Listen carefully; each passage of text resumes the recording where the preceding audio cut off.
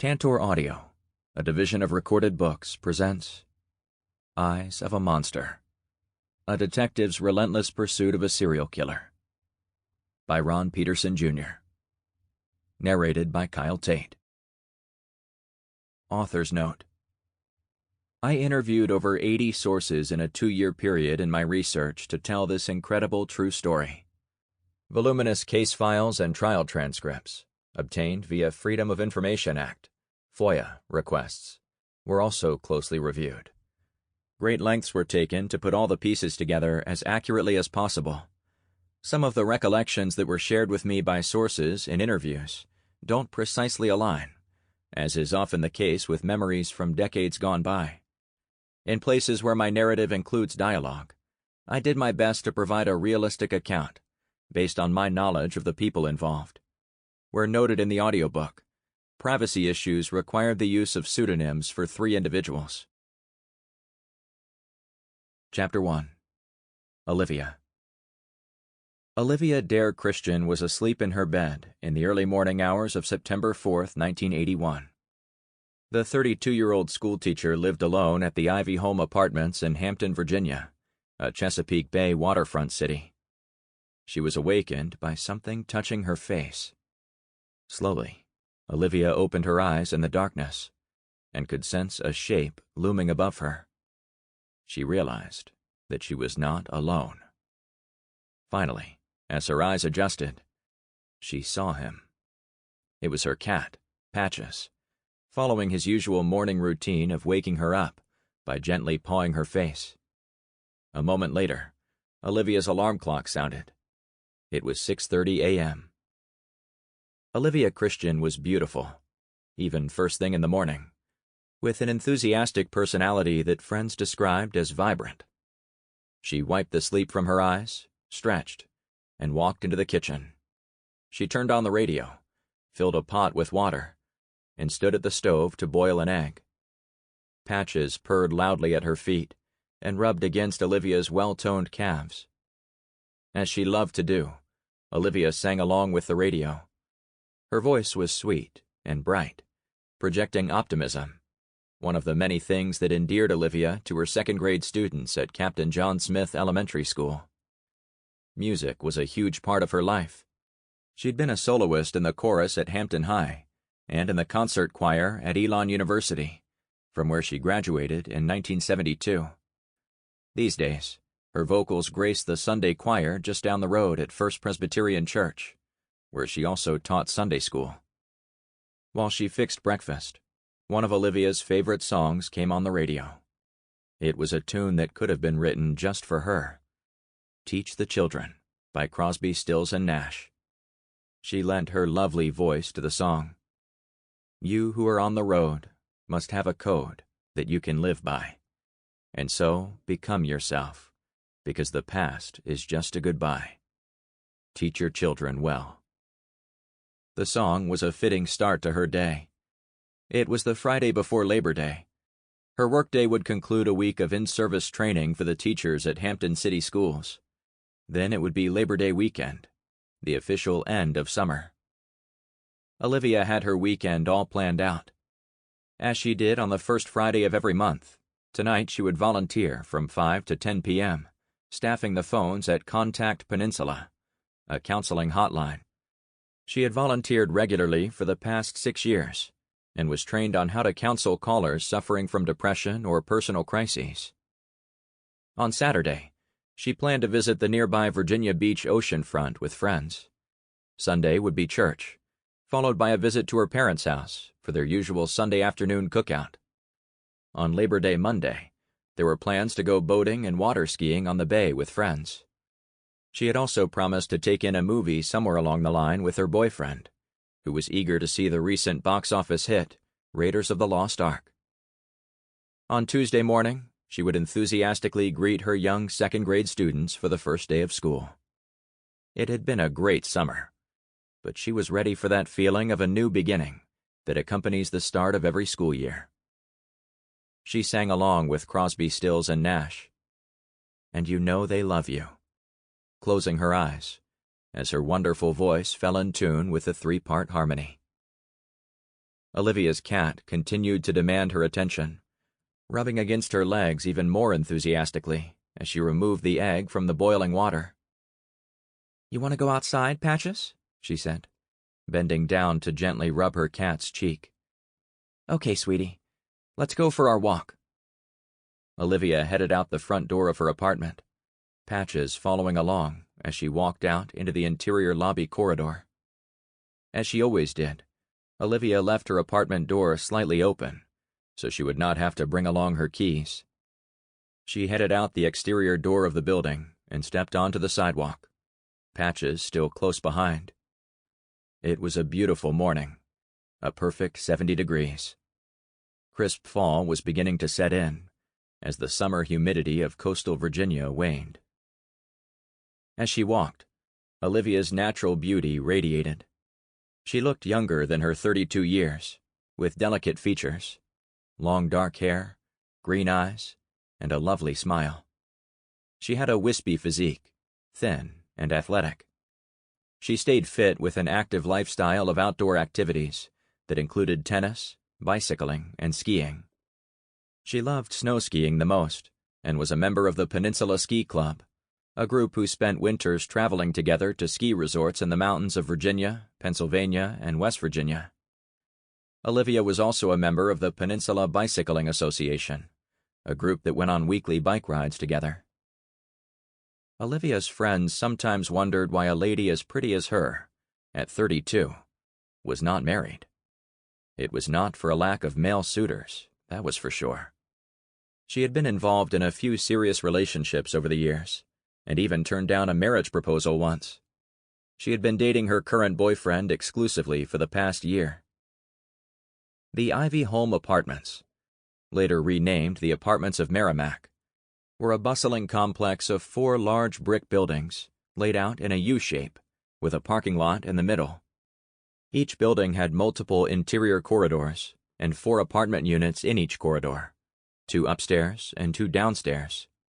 In all, there were 52 residences. Olivia had lived there for 8 years, and in that time, the apartments had undergone a significant demographic shift. She was now the only white resident in the otherwise all-black apartment community. But race made little difference to Olivia. These were nice folks, and it felt like home. In fact, one reason she enjoyed living there was that many of the residents were underprivileged school-age kids from single-parent families. Olivia had an open-door policy, and young students often dropped by her apartment for help with their homework or impromptu reading lessons. She continued her morning walk with the cat directly by her side, not wandering or darting off. The fact that Patches was so well trained was a testament to the patience that also made Olivia a wonderful schoolteacher.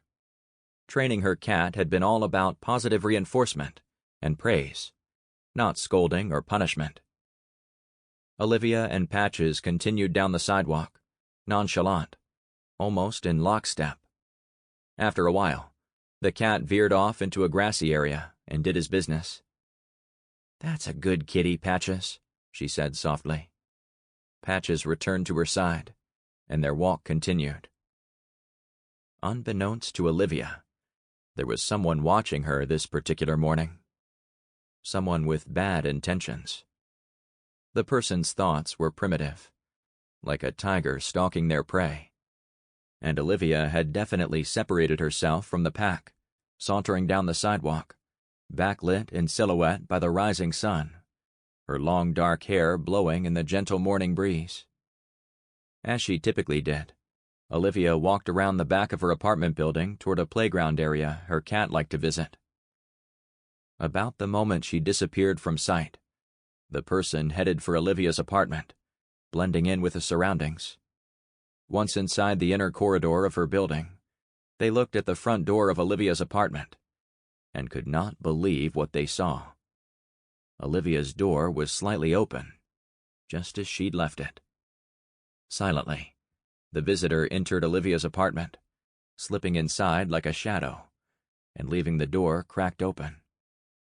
Stealthily, the intruder hid inside, waiting. Olivia made her way back home, her mind on the day's plan to decorate her classroom. As she approached her building, she carried her cat in one arm. Patches was overweight and had gotten tired on their walk. She pulled open the exterior door of her building with her free hand, walked into the interior lobby corridor, and a few steps later pushed open the door of her apartment and stepped inside. She bent down and gently set the cat on the ground. "There you go, Patches," she said with a smile. As Olivia shut the door behind her, the uninvited guest heard the deadbolt click and knew they were all alone. Senses heightened, the hidden intruder peered around a corner and glimpsed Olivia at the kitchen counter, putting 2 slices of bread in the toaster and pouring milk for Patches. It was almost time. Chapter 2. Concern. Later that day, around 2 p.m., Olivia's good friend and fellow teacher Ann Bryan was worried. They were both scheduled to attend off-site training workshops held at other schools that morning.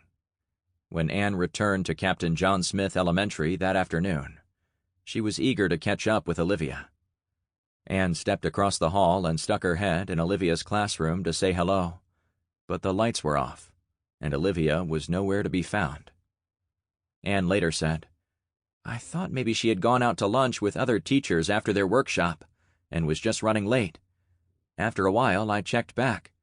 She was still not there. I thought, well, this is strange." Ann went to the office to see if there was any word about Olivia, but the school secretary had gone home sick. Ann checked with the principal, Douglas Brown, who said somewhat abruptly, "I don't know if she called in or not." He was busy with last-minute preparations for the first day of school. Ann finished up the work in her classroom, went home for the day, and called Olivia's apartment. No answer. She was now even more concerned. A short time later, Ann's husband, Bill, came home and agreed it wise to call Olivia's boyfriend, John Kelly. It was actually Ann and Bill who had introduced Olivia and John a year earlier. John was a former co-worker of Bill's and was an Army captain he held in high regard. Ann called John's townhouse in the neighboring city of Newport News and caught him just after he'd gotten home from work. She explained her concern, and John said that he had not spoken with Olivia that day, which was not unusual because both had busy schedules. Ann and John agreed to call one another once they heard from Olivia. As she hung up the phone, Ann's mind raced through the possibilities. She tried her best to be optimistic. Maybe Olivia had come down with a flu bug and was sleeping at home, too tired to answer the phone. Finally, Ann decided it prudent to call Olivia's parents. Hopefully they had spoken to her and could put this whole thing to rest. Olivia's parents, Peggy and Thomas Christian, both retired, were among the most kind and sincere folks most people had ever met. They lived less than a mile from Olivia, in Merrimack Shores, an affluent waterfront neighborhood. At 4:30 p.m., their telephone rang. "I'll get it, honey," Thomas Christian said, slowly getting up from his chair and walking to the wall-mounted phone in the kitchen. "Mr. Christian, this is Ann Bryan. I teach with Olivia. I'm sorry to bother you, and I don't want to worry you, but I'm concerned about Olivia. She did not show up at school today, has not answered my phone calls, and no one seems to have heard from her." Mr. Christian thanked Ann for the call and assured her that he would check up on Olivia. Immediately worried, he shared the disconcerting news with his wife. Where could she be? They asked one another as an uneasy feeling grew in the pit of their stomachs. Peggy stood beside her husband as he dialed Olivia's number. No answer. Something was not right. They agreed it best for Thomas to drive over to Olivia's apartment, while Peggy waited home by the phone. Chapter 3. Nightmare. Thomas Christian got in his car and made the short drive to Olivia's apartment. He pulled into the parking lot at approximately 5 p.m. and saw Olivia's car parked in her usual space, directly in front of her building. He parked beside her, looked inside her car, and saw nothing out of the ordinary. He walked up, entered the building's interior lobby, and knocked on Olivia's apartment door. No answer. He knocked louder. Still no answer. He used a key Olivia had given him, opened the door, stuck his head in, and called out, "Olivia?" No reply. He was startled when the cat scampered past his feet and ran outside. Mr. Christian took a few steps inside and immediately saw that the apartment was in disarray. There was a broken ceramic vase on the living room floor, and kitchen drawers were haphazardly left open.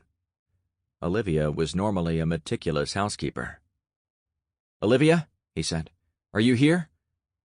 Nothing. He asked himself, more rhetorical than fearful, "What's going on here?" Then he said louder, "Olivia? Olivia!" As he walked through the apartment, he saw more signs of a struggle. A blender broken on the kitchen floor, and a picture knocked off the wall. In slow motion, things began to register as he processed what he saw, his heart racing as he made his way through the chaotic scene. When he walked into Olivia's bedroom, he entered a nightmare. His daughter was sprawled out on the floor, face down in a pool of blood. Her face was battered and bruised, with dried blood covering several bad lacerations. He knelt down beside her, placed his hand on her back, and gently shook her, the way a parent would try to wake a sleeping child. She was stiff. He turned her gently to her side and looked into her eyes. They were open, fixed in a faraway, unfocused gaze, the likes of which he had never seen. He took her delicate hand in his, the same hand he had held so many times throughout her childhood. It was rigid and cold to the touch. It took several seconds to slowly register. Olivia, the light of his life, was dead. In shock, he struggled to his feet and stumbled to the rotary telephone on her bedroom nightstand. In a daze, he dialed 911. It was a busy Friday night for the 911 operator in the glass-enclosed cubicle at Hampton Police Department, HPD, one in which she would field over 250 calls, everything from traffic incidents to barking dog complaints. Still, she answered on the second ring. "My daughter is dead. She's been killed. Please send help," he said. After obtaining the address, the operator entered the information on her keyboard, and in an adjacent cubicle, a dispatcher read it on a large computer monitor. Immediately, the dispatcher made a call over the police radio. "All available units, please respond to a 187 at the Ivy Home Apartments, 207 Ivy Home Road, Unit B1. Officer Larry Stovall, on routine patrol a mile away, heard the radio call and immediately turned on the flashing blue lights of his squad car and sped to the scene. Stovall, 27, was a gentle giant, 6 feet 4 inches tall, and at least 250 pounds. Born and raised in Pittsburgh, he had played college football at West Virginia State University, where he was a standout lineman. Word around Hampton was that he had played in the NFL for the Pittsburgh Steelers. While he certainly looked the part, he was never on their active roster, but he was briefly a member of the Steelers' practice squad. Officer Stovall arrived at the apartment inside of 2 minutes and was met out front by Mr. Christian, whom he later described in his report as hysterical. Stovall firmly told him to remain outside. Cautiously, Stovall unholstered his sidearm, entered the apartment, and did a room-by-room search, making sure the killer was not still lurking inside. Once the dwelling was secured, he checked Olivia's body, verifying that she was, in fact, deceased. Knowing his community well, he looked at her face to see if he recognized her, but it was so bloodied and battered he could not discern what she had looked like in life. 2 paramedics from Hampton's Fire Station 1, Theodore Harvey and Teresa James, arrived, ran into the bedroom, and knelt down on either side of Olivia's body. In the past, Each of them had brought accident victims back from death with CPR, but a quick assessment told them this victim was beyond resuscitation. Stovall asked the two paramedics to leave the apartment. He was concerned about the crime scene being trampled and evidence contaminated. No sooner did they begin to head for the door that 3 more paramedics bustled in, also eager to help. From the With Rescue Squad, they were Pat Dent, Keith Smith, and Joe DeSantis, all familiar faces to Stovall. Stovall held his hands up, palms facing out, and gestured forcefully. "All right, y'all, we have to clear out till the investigators get here," he said sternly. "There's nothing we can do for her." The paramedics filed out, followed by Stovall. He shut the apartment door behind him and stood in front of it. The crime scene was secure. As Stovall stood there, Mr. Christian, also in the building's interior corridor, was pacing. The reality of his daughter's death had set in, and he was crying loudly now. Stovall did his best to console him. Back at the Hampton police station just a few miles away downtown, Lieutenant Gail Manor, who headed up the detective bureau, heard the dispatcher's call over the police radio on his desk. He walked out of his office into the bullpen. 3 detectives were at their desks, chatting jovially as they completed paperwork at the end of their shift. The holiday weekend was on their minds. "You're up, Stavely," Manor said, as he handed him a piece of paper with Olivia's address. "We've got a murder at Ivy Home Apartments. You're the lead." Detective James Rayner Stavely, 31, was a workhorse, a 9-year veteran whose receding hairline and serious demeanor projected a wisdom beyond his years. He grew up in Easton, Maryland, on the upper Chesapeake Bay, where his father, a professional duck hunting guide, taught him patience and persistence. These days, Stavely used those skills to hunt criminals. He originally came to Hampton as an MP at Langley Air Force Base. Upon leaving active duty in 1971, he was a great get for the HPD. Stavely stood and grabbed the handheld radio off his desk, along with a fresh notepad. As he put on his sports coat, he made brief eye contact with the 2 detectives who would accompany him to the scene, Richard Martin and John Paul Jones. The latter went by J.P. Like Stavely, their mindset changed the moment they heard the Lou say, "We've got a murder." Hampton did not have a dedicated homicide squad per se. The team that Lieutenant Manor commanded was called the Crimes Against Persons Unit, CAP. The detectives in CAP were the most experienced on the force, handling the city's most serious crimes, not only murder, but also rape, robbery, and assault. Hampton's homicide rate was about average with cities its size, generally 1 or 2 a month. When a murder occurred, the detectives in CAP took an all-hands-on-deck approach. As Stavely made the 5-minute drive to the murder scene from downtown, he felt a determination, as he always did, to catch the person who had killed a citizen of the city he had taken a sworn oath to protect. Like many people who come to Hampton, Stavely had fallen in love with the city's unique charm and chosen to raise his family there. Hampton had a prominent place in United States history as a city of firsts. It was the country's first continuous English-speaking settlement, the first U.S. city to offer free public education, and the place where NASA trained its first astronauts. Hampton played a key role in both the Revolutionary War and the Civil War, and the city was burned down in both conflicts. Hampton rebuilt each time, proof of the resilience of its diverse citizenry. Stavely pulled into the Ivy Home Apartments, the other detectives in a car right behind him, only 20 minutes after Mr. Christian's 911 call. 6 patrol cars were in the parking lot, and a perimeter was established around Olivia Christian's apartment building with police tape. Stavely walked up to Stovall, who somberly introduced him to Olivia's father. "I'm sorry for your loss," Stavely said.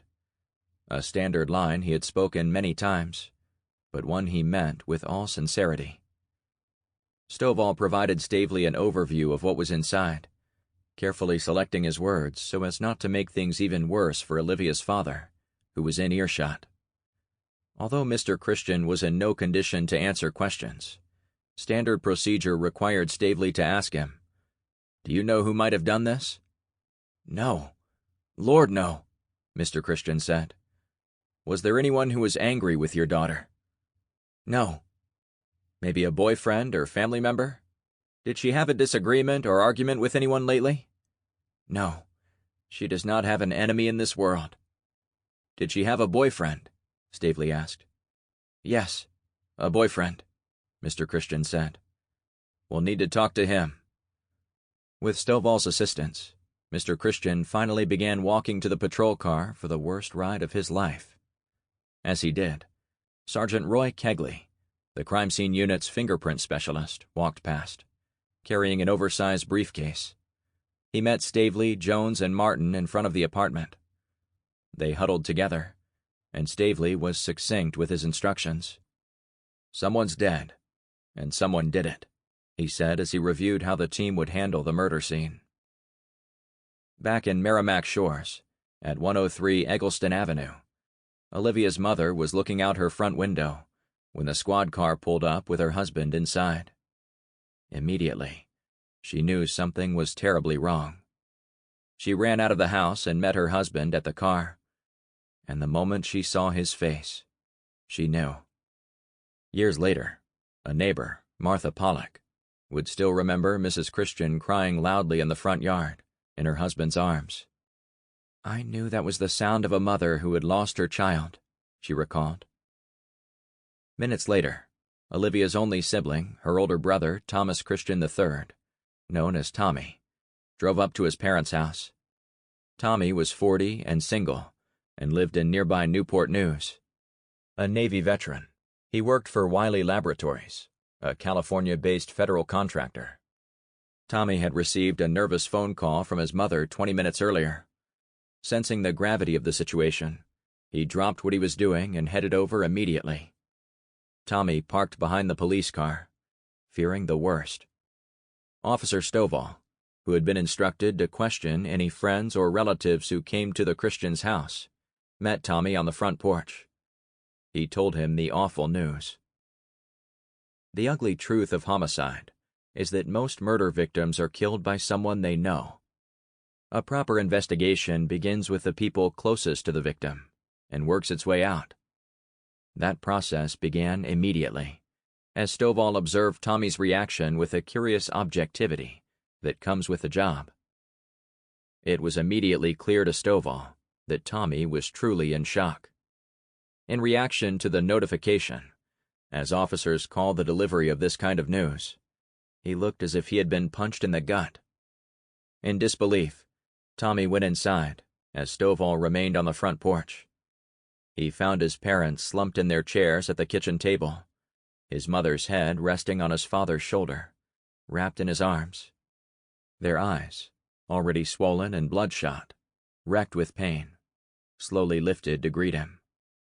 Their faces seemed destroyed.